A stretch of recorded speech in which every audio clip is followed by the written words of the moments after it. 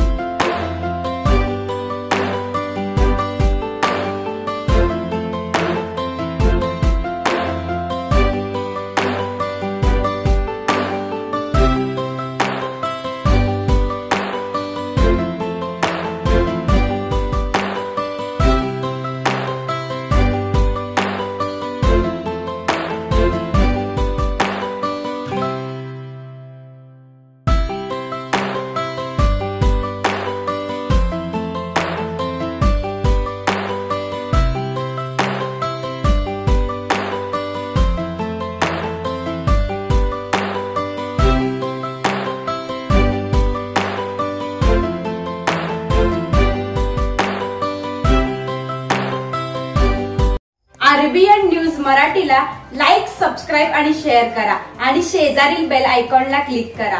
RBN news Marathi.